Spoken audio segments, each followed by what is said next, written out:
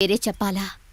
మొన్నటిదాకా తమ్ముడు, ఇప్పుడు ఈ కాముడు, తర్వాత రాయుడు.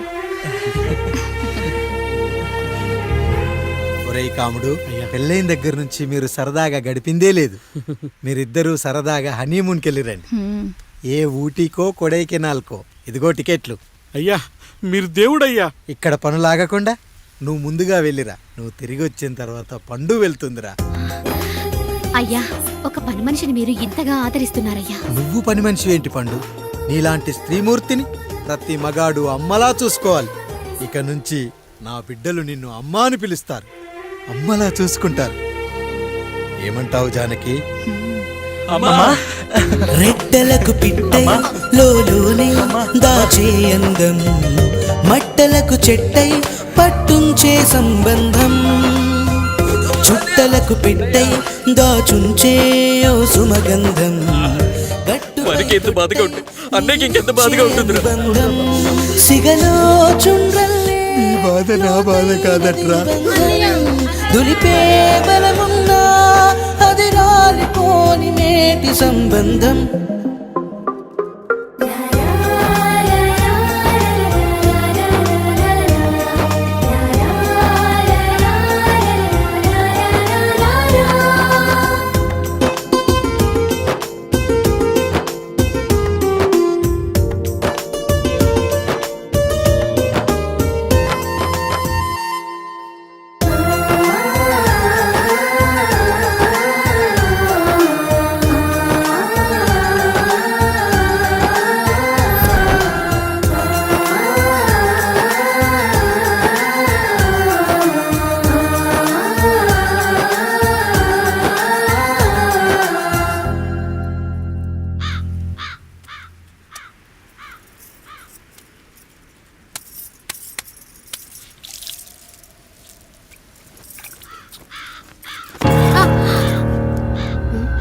ఏంటి, నువ్వు చూసుకోలేవా?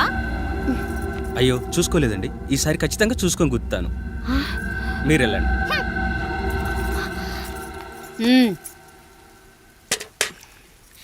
చూడమ్మా, నువ్వు మా కూతురవ్వడానికి ముందే రాయుడు మాకు దేవుడు. ఆయన కుటుంబం మనకు దేవాలయం. వాళ్ళు కొట్టినా తిట్టినా మనం అరవకూడదమ్మా.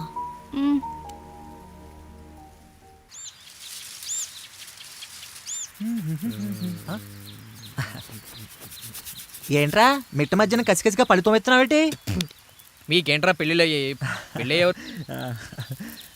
కానీ కానీ కానీ హే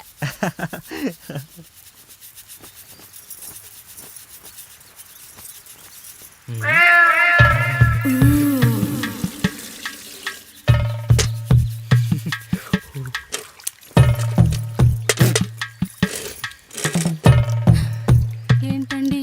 నీళ్ళు కావాలి.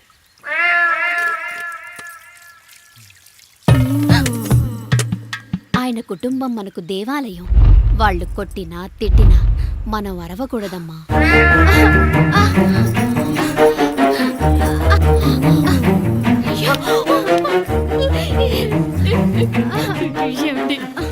ఏదో ఒకటి చెయ్యండి మీరు. వద్దు పండు, పెద్ద ఆయన దగ్గర మాటొస్తూ. నేను చూడలేదు.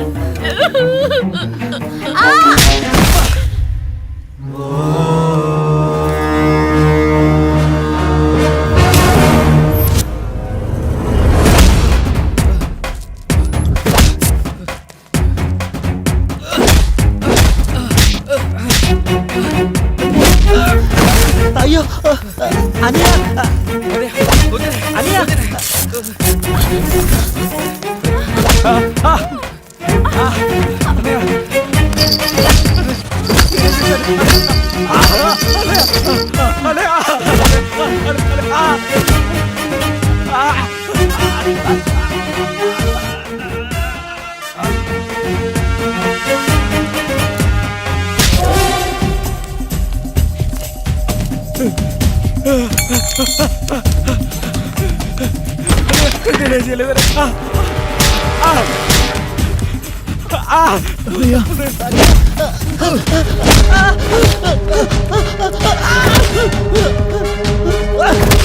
అమ్మా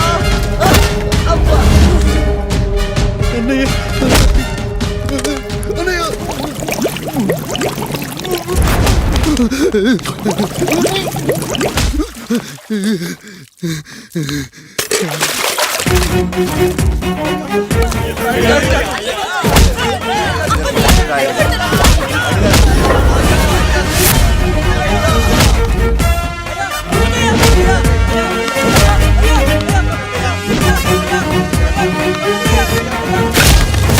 నీతి లేని కుక్క, మా ముందు 7 తరాలు హత్యలు దొంగతనాలు వ్యభిచారాలు చేశాం కానీ ఒక అమ్మాయిని మానభంగం చేసినట్టు చరిత్రలో లేదు.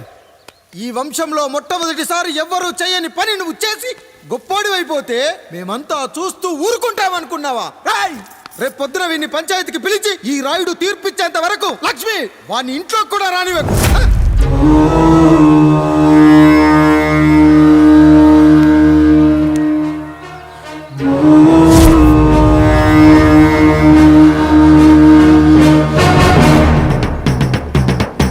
ఇందు మూలంగా 50 మందికి తెలియజేది ఏమనగా పెదరాయుడు గారి కుమారుడు ఆయన తన ఇంట్లో పనిచేసే కాముడు కూతురుపై మానభంగ ప్రయత్నం చేసినందున రచ్చబండ దగ్గర తీర్మానం చేయబడింది.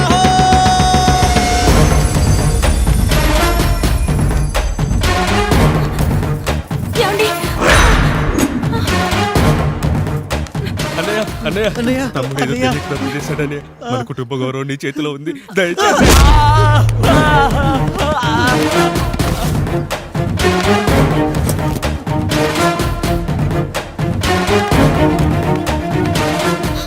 అయ్యా అయ్యా, తీర్పిచ్చే ముందు ఒక్కసారి ఆలోచించండి అయ్యా. ఎంతైనా మనింటి బిడ్డయ్యా. అవునయ్యా, అన్యాయం జరిగింది మా బిడ్డకి. చిన్నబాబు ఏదో చిన్న తప్పు చేశాడని. మనుషుల్లో 2 రకాలు. ఒకడు రోడ్డు మీద వెళ్తూ పొరపాటున పేడను తొక్కింది పేడ అని తెలుసుకొని నీట్గా వెళ్ళి కడుక్కుంటాడు, వాడు ఉత్తముడు. ఇంకొకడు అదే పేడను తొక్కి రోడంతా బరబరా గీసి పరిసరాలను అపవిత్రం చేసి అప్పుడెళ్ళి కడుక్కుంటాడు. అలాంటి నీచుడు నా కొడుకు. నేను 3వ రకం. తొక్కింది పేడ అని తెలిసి కూడా దాని వేలుతో తీసుకొని ముక్కుతో వాసన చూసి ఆ దుర్వాసనను భరించి కడగాల్సింది చెప్పు కాదు, కడగాల్సింది పేడ అని తీర్పిచ్చేవాడే ఈ రాయుడు. రాయుడు రాయుడు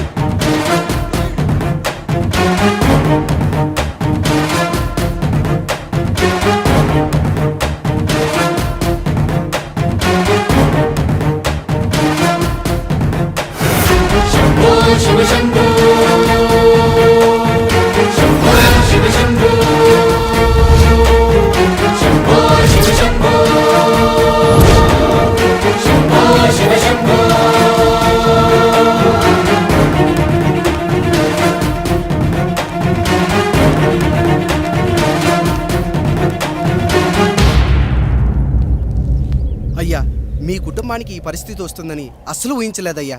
పచ్చటి పుచ్చకాయలో పుచ్చుంటుందేమో కానీ పచ్చని మీ సంసారంలో ఇలా మీ తమ్ముడు గారు. కొన్ని తరాలుగా మా వంశం ఈ ఊరిని పరిపాలిస్తుంది. మా వంశానికి స్త్రీలంటే ఎంత గౌరవమో తెలుసా? ఆడవాళ్ళు వంటింటి కుందేళ్లు కాకూడదని మా ముత్తాత గారు పెళ్లి కూడా చేసుకోలేదు. మా తండ్రి గారు పాపారాయుడు ఎవడో ఒకడు ఒక స్త్రీని మోసం చేసి కడుపు చేస్తే ఆ కథ విని ఆ పుట్టిన పిల్లాన్ని ఆ మోసగాడికి ఇచ్చేసి ఆమెను పెళ్లి చేసుకుని ఆమెకు కొత్త జీవితాన్ని ఇచ్చాడు. నేను కూడా నా వంతు సహాయంగా కొంతమంది స్త్రీమూర్తులను పెళ్లి చేసుకుని వాళ్లకు జీవితాన్ని ఇవ్వాలనుకున్నా. అలాంటిది నా వంశంలో ఇలాంటి చీడ పురుగు పుట్టాడు.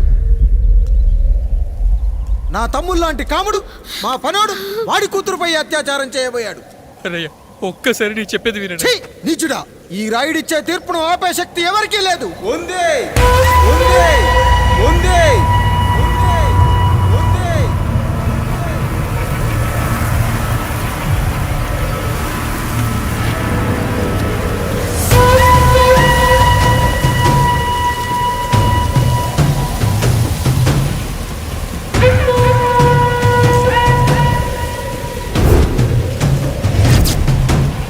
గుర్తుపట్టావా పెదరాయుడు?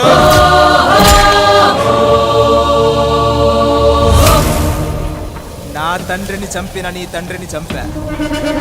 ఇప్పుడు ఆయన కొడుకుగా నీ అంతు చూడటానికి వచ్చాను. ఊరికి నీతులు చెప్పే నీ భాగవతం బయట పెట్టడానికి ఏ శక్తి నిన్ను ఆపబోతుందో చూపెట్టడానికి అసలు సిసలైన మగాడు అడుగు పెట్టబోతున్నాడు. ఎవడిని చూడాలంటే మీ నవరంధ్రాలు కళ్ళుగా మారాలో వాడు రాబోతున్నాడు. చెప్పి వచ్చే తుఫాను కాదు వాడు, వచ్చాక చెప్పుకునే సునామీ వాడు. ఇక వాడిని ఆపటం అంటే ఎవరెస్ట్ ని క్రేన్ తో లేపటమే. పాపారాయుడు, పెదరాయుడు, ఆ రాయుడు, ఈ రాయుడు అని మీ బతుకుల్లో రాళ్ళు వేస్తున్న వాళ్ళకి సమాధానం చెప్పడానికి వస్తున్నాడు అసలు సిసలైన Rayudu. So I'm presenting you the one and only Android. Android Android Android.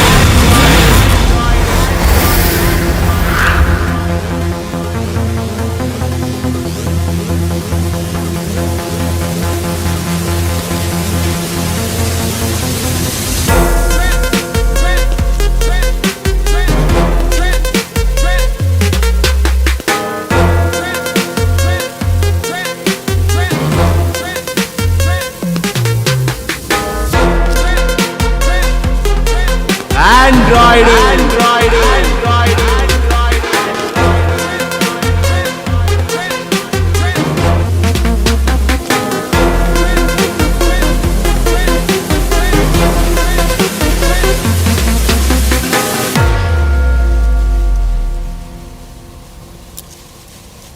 అమ్మా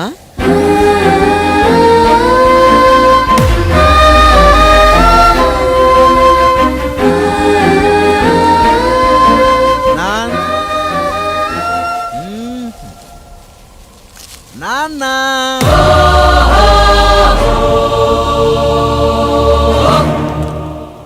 అసలేం జరిగిందో నువ్వు చెప్పమ్మా.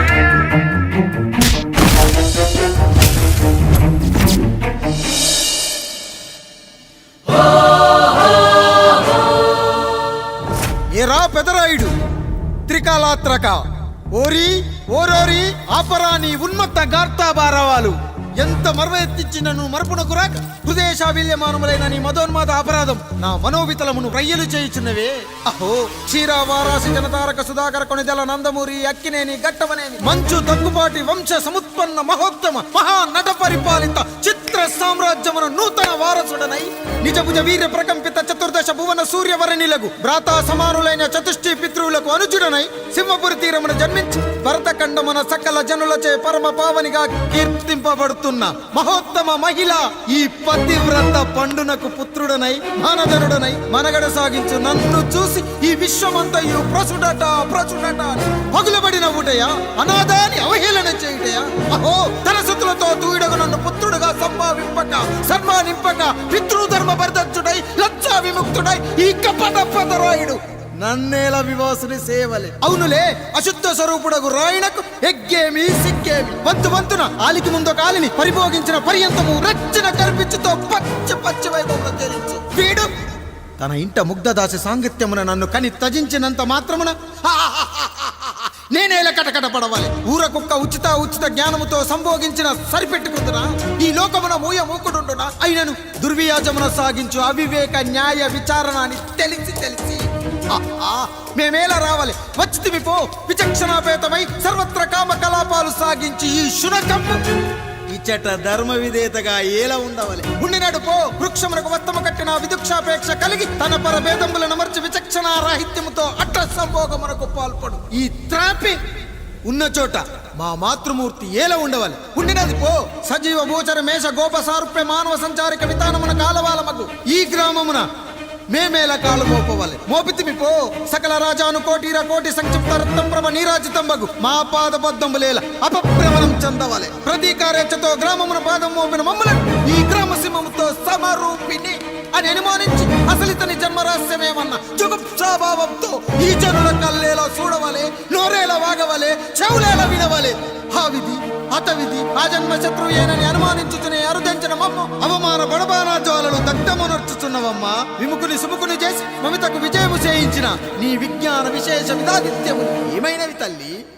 రాయుడు కృతావమాన మానసుడనై మానాదిమాన వర్ధితుడనై మర్యాదాపూర్వకముగా అనుటయా లేక ఈ నా జన్మకారకుడైన ఈ నిరక్షర కుక్షుని క్షమించి వదిలేయుట ఇచ్చి కామాంధ వృద్ధులపై పగ సాధించలేమన్న మహోపేక్ష మా పైన వేరొకటి ఏది కర్తవ్యం. మనుటయా వీడందు చూసుటయా. రాయుడు నీకు క్షమాభిక్ష పెట్టుటకు మా అంతర్కరణం అంగీకరించుటలేదే. ఈనాయందు ప్రవహించు రుధిరము నీదే కదా నీదే అని విర్రవీగుతున్న ఈ జనం ధనం భోగభ్యోగం నీ నుంచి అపక్రమించి నిన్ను వివస్థలో గావించి మార్గ పదమధ్యమున సంసర్గ ముగ్ధుడ గావించదను పెదరాయుడు టైమ్ ఈజ్ అవర్ ఆయన రైట్ టైం స్టార్ట్స్ నౌ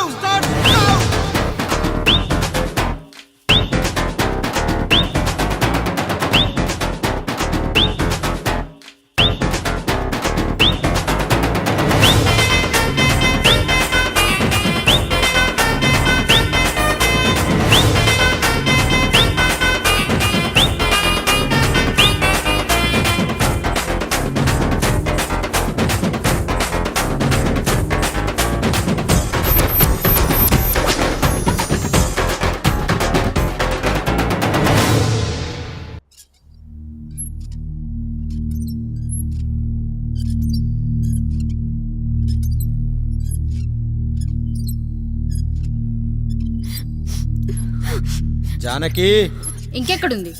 అక్క వెళ్ళిపోయిందండి. పాలక పాలేరుతో అండి. వెళ్లే ముందు ఈ ఉత్తరం రాసిచ్చింది, చదవమంటారా?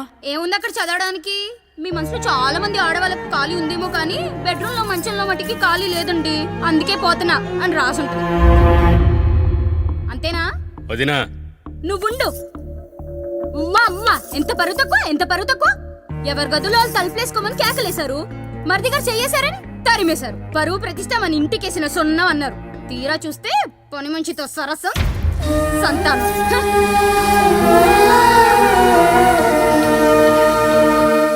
పని చేయించుకొని డబ్బులు ఇవ్వాలి గాని బిడ్డల్నిస్తారని నేనెక్కడా వినలేదమ్మా ఈ చోద్యం.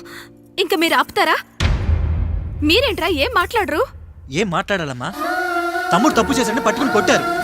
అదే తప్పు ఆయన గారు చేస్తే మాత్రం ఆయన ఒక్క మాట కూడా అనకూడదా? అంటే అమ్మా, రేపెప్పుడైనా మాకు కూడా ఇంకో ఫ్యామిలీ పెట్టుకోవాలని కోరిక కలిగినప్పుడు అప్పుడు నువ్వు చేసిన పనే మేము చేసావునానా అని చెప్పడానికైనా ఇప్పుడు మాట్లాడాలి కదమ్మా. కావాలనుకున్నప్పుడల్లా అమ్మని తెచ్చుకున్న ఆయనకి తమ్ముడికో ఆడతోడు కావాలని తెలీదా? రోజు బట్టలపి స్నానం చేస్తాడు కదా. తమ్ముడు బాగా ఎదిగాడని అర్థం కాలేదా? పని మనిషితో ఆయన చేస్తే శృంగారం, ఆవిడ కూతురుతో నేను చేస్తే వ్యభిచారమా?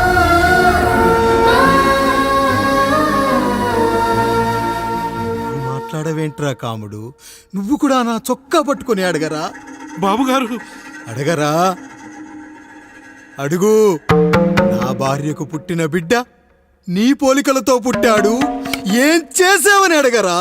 బాబుగారు అడుగు. ఏమడగమంటారు బాబుగారు? నాకు మీ తమ్ముళ్ళకున్నంత జ్ఞానం లేదు.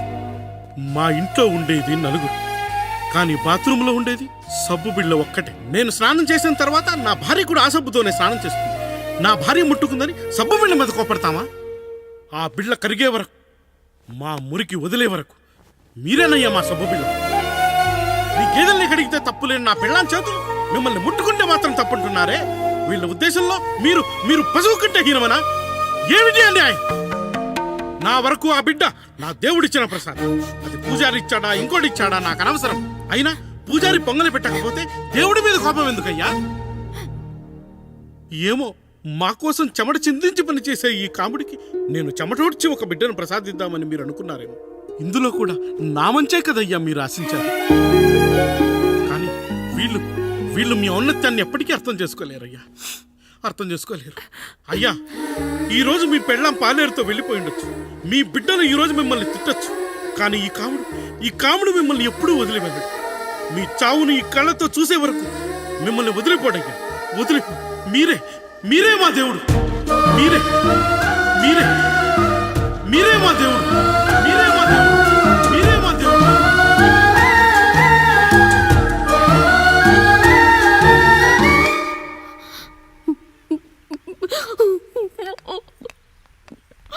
చిన్నయ్య కాఫీ. చిన్నయ్య కాదు, చిన్నోడు. నేను మీ అక్క కొడుకును. నువ్వెందుకు ఏడుస్తున్నావమ్మా? చిన్నోడా, పెద్దయ్య గురించి అలా మాట్లాడకయ్యా. పెద్ద మనిషి డబ్బుంటే గుడి కట్టాలి, బడి కట్టాలి.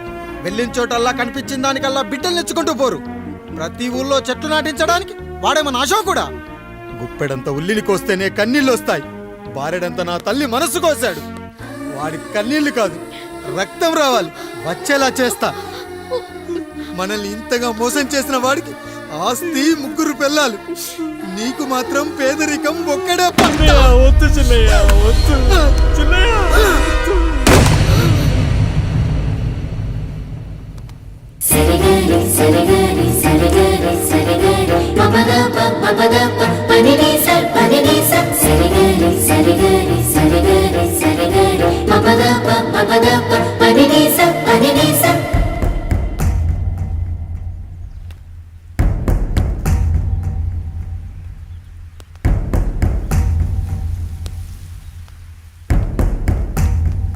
నాన్న, నాన్న, బాబు గారు, బాబు గారు కాదు నాన్న, నేను నీ బాబు నాన్న.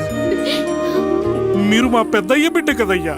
కష్టపడి రైతు దుక్కి దున్ని కోత కోస్తే విత్తనాల ఫ్యాక్టరీ వాడొచ్చి ఈ పంట నాది అంటే ఒప్పుకుంటావా నాన్న? ఈ భూమి నీది, ఈ పంట నీది. నేను నీ బిడ్డను నాన్న, నీ బిడ్డను. కానీ ఆ రూపం, ఈ ముఖం ఒక్కడే వాడిది నాన్న. కింద బాడి చూడు, ఇద్దరం ఒకేలా లేవు. నేను నీ బిడ్డను నాన్న. బాబు, నాన్న, బాబు, నాన్న, ఒక్కసారి నన్ను ఎత్తుకో నాన్న.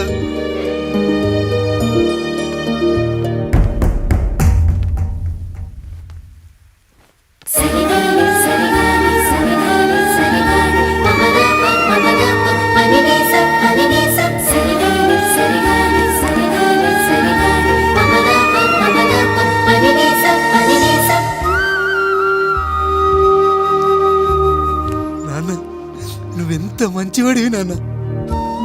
ఒకడు వాడిన టూత్ బ్రష్నే ఎవ్వడూ చేత్తో పట్టుకోడు, అలాంటిది నువ్వు నోట్లో పెట్టుకొని తిరుగుతున్నావు. అమ్మ ఎంత అదృష్టవంతురాలు నాన్న, ఎంత అదృష్టవంతురాలు. చాలు బాబు, ఇది చాలు. చాలదు నాన్న, ఆ రాయుడు లెక్కేంటో తేలుస్తా. మన కుటుంబాన్ని ఇంత క్షోభ పెట్టిన ఆ రాయుడిని వదలనానా, వదలా. వాడంతేదో చూస్తా.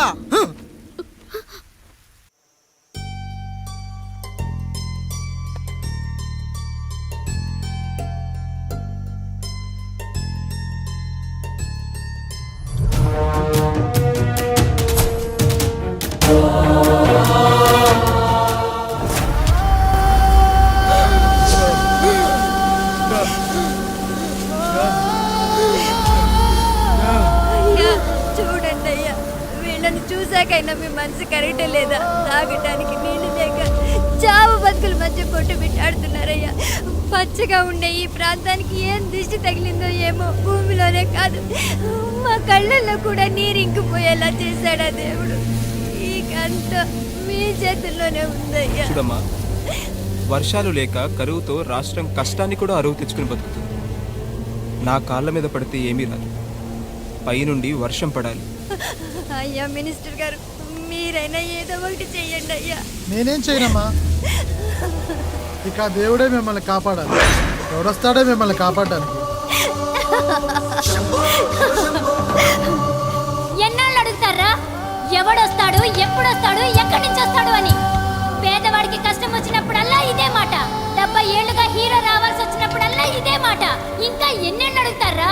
ఎవడొస్తాడే మిమ్మల్ని కాపాడడానికని మీరు మమ్మల్ని అడగటం, వస్తాడ్రా అని మేము మీకు చెప్పడం. అయినా సరే మళ్ళీ మీకోసం ఇంకోసారి చెప్తున్నాను, వస్తాడు, వస్తాడు. ఆకాశాన్ని చింపుకుంటూ వస్తాడు, నేలను పగలగొట్టుకుంటూ వస్తాడు. ఎవడు? దేవుడు. దేవుడా?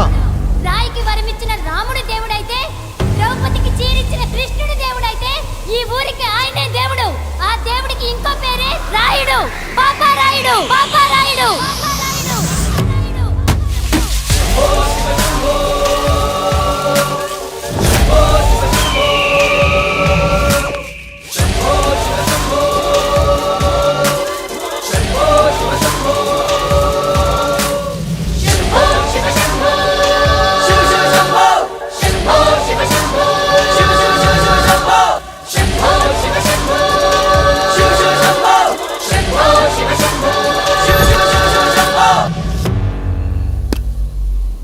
ఏంటి సమస్య?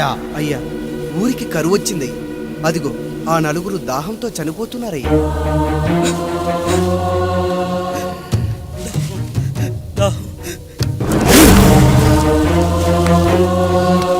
పాపారాయుడు తీర్పు ప్రకటిస్తున్నాడు.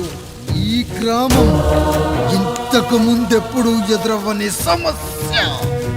అందుకే ఈ సమస్యని నా సర్వేంద్రియాలను కేంద్రీకరించి నవరంధ్రాలను బిగించి ఆలోచించి ఈ నా తీర్పు ప్రకటిస్తున్నాను. దాహంతో అలమటిస్తున్న ఆ నలుగురికి వెంటనే బావులు తవ్వించి వాళ్లకు నీళ్ళివ్వండి. అంత సమయం లేదయ్యా. మరో 5 నిమిషాలు వారి చేత నీళ్లు తాగించిపోతే చచ్చిపోతారయ్యా. పూజారి, మరేంటిప్పుడు దీనికి పరిష్కారం? నృత్యం. సంగీతానికి శిలలు, నృత్యానికి మేఘాలు కరుగుతాయని శాస్త్రం చెబుతుంది. ఆ నాట్యానికి ఆకాశం కరిగి వెంటనే వర్షం పడాలి.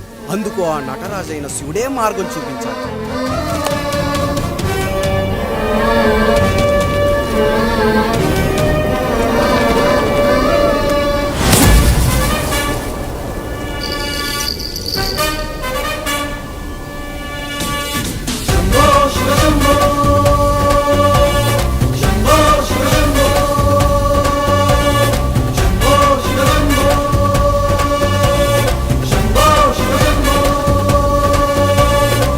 ఆకాశంలో మేఘాలన్నీ ఆవేశంతో ఏకం కాని ఊపిరి శబ్దం ఎదలో శంఖం పూరించే వేళ, నెట్టూర్పుల్లో నిర్వేదాన్ని పడగాలుల్లో సందేశాన్ని పడగళ్ళయ్యే ఆహ్వానాన్ని పంపించే వేళ, పాదమే ఆడే నాదం ఢమరుకమే కాదా, ప్రాణమే చేసే గానం గంగకు గుడి కాదా, గొంతులో దాహం దేహం దహించే వేళ, నటరాజుగా రాజుని నేరుగా చూసిన నింగిక నేలకు నది కాదా.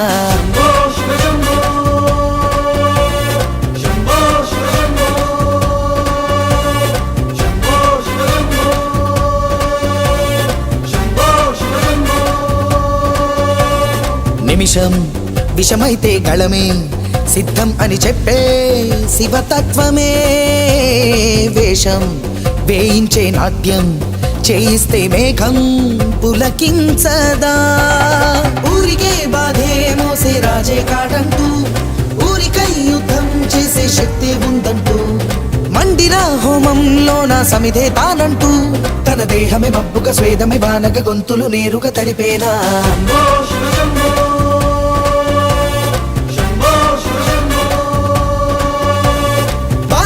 మండే గుండెకు నేనున్నానంటూ గొంతులో గరణం నేనే మోస్తాలే అంటూ, అమృతం పంచే తీరు చూస్తూ ఊరంతా తన మాటని గీతక చేతని లీలక దేవుని తీరుగా కొలిచేలా.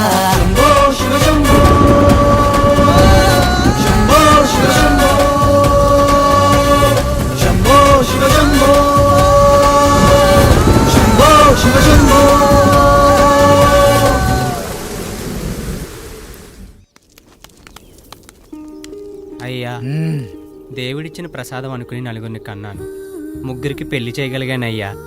ఈ ఊరు ఏమిచ్చినా మీరు తీసుకుంటారు కదయ్యా, ఇది మిగిలిపోయింది, తమరే ఏదో ఒకటి చెయ్యండి అయ్యా.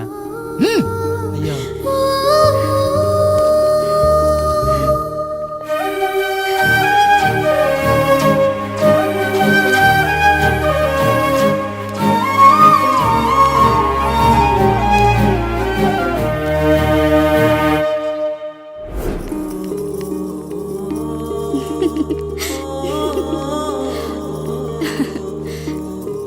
ఈ ఇల్లు, ఆస్తి, ఇంత గొప్ప భర్త, పిల్లలు, చాలా ఆనందంగా ఉందండి.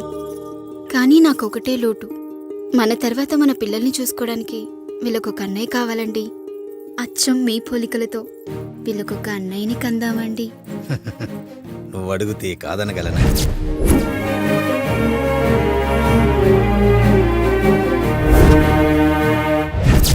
నానా, రాయుడెక్కడా? ఇప్పుడే వస్తున్నాను నాన్న.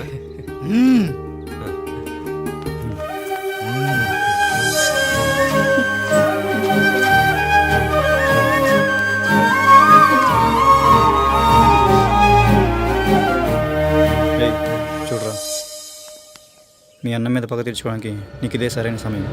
పర్లేదంటావా? ఏం పర్వాలేదు. అయ్యా, ఎరా రంగా, ఏం కావాలో అడగరా. నీకంటూ ఏమి ఇవ్వలేదు, నువ్వు ఏమి అడగలేదు, చెప్పరా.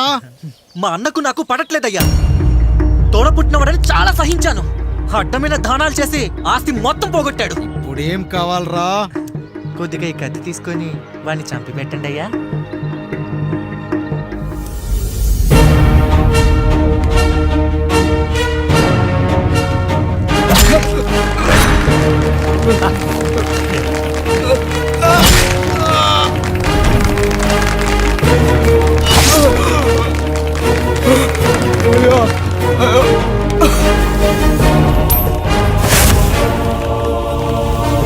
నాయుడు, అన్యాయంగా మా నాన్నని చంపేశావు.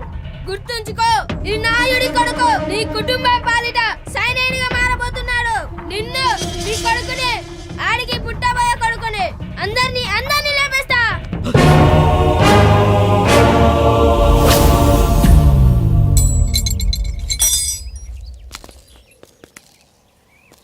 ఏం జరిగింది? మీరు హత్య చేసినట్టు ఇప్పుడే సమాచారం అందింది. తగిన సాక్ష్యాధారాలు పరిశీలించిన పిమ్మట మీకు యావజ్జీవ కారాగార శిక్ష, 2000 రూపాయల జరిమానా విధిస్తూ అరెస్ట్ చేస్తున్నాం. అయ్యగారు నా కోసం చేసిన త్యాగాన్ని హత్య అంటుందా మీ చట్టం? ఇదెక్కడ న్యాయం? మనిషికి ఇచ్చిన మాట నిలబెట్టుకుంటే అరెస్ట్ చేస్తారా? ఏ దేశంలో ఉంది చట్టం? నన్ను ఏం చేయమంటారు రాయుడు గారు? 9వ తరగతి చదివి ఊర్లో గాలికి తిరుగుతున్నా నన్ను మీ మనిషి ఒకడు పోలీస్ స్టేషన్లో ఉండాలని నన్ను ఎస్ఐన్ చేశారు. సాటి మనిషిని స్వేచ్ఛగా హత్య చేసుకోవాలని దౌర్భాగ్య స్థితిలో బతుకుతున్నాం మనం. మీరు చేసిన ఈ గొప్ప పనిని అర్థం చేసుకునే సంస్కారం, విజ్ఞత, విజ్ఞానం మాకు లేవు సార్, మాకు లేవు.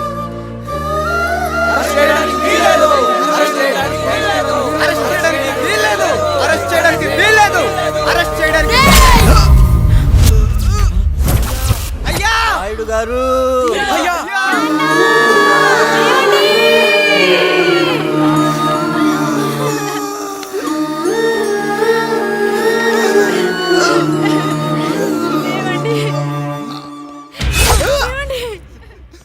నొప్పిగా ఉందిరా.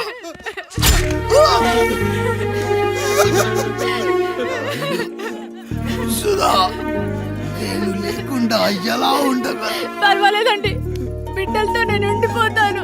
అయ్యో, ఈ పాడు సమాజం నిన్ను మనశ్శాంతిగా బతకనివ్వదు. ఇంతమంది పిల్లల్ని చూసుకుంటూ భర్త లేకుండా ఎలా బతకగలం?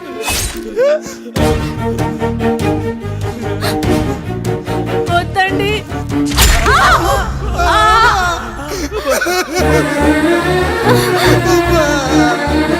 రాయుడు, బిడ్డలు జాగ్రత్త.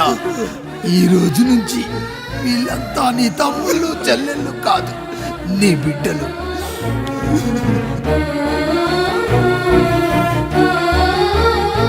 ఎక్కడికి వెళ్ళనురా. నీ కష్టం వస్తే ఒక్కసారి నాన్న అని పిలవరా. ఆ సమాధిలోంచి అయినా లేచొస్తా.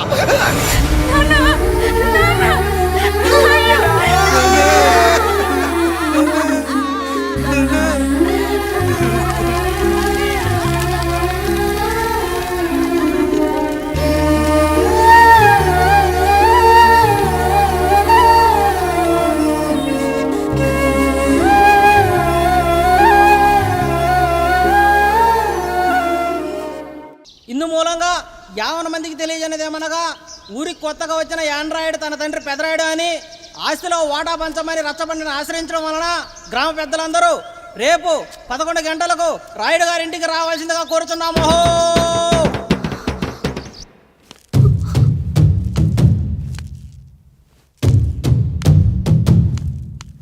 ఎందుకొచ్చారు? తన తాత పాపారాయుడు గారు ఆస్తి తనకు కూడా కావాలంటూ పంచాయతీలో ఫిర్యాదు చేశాడయ్యా.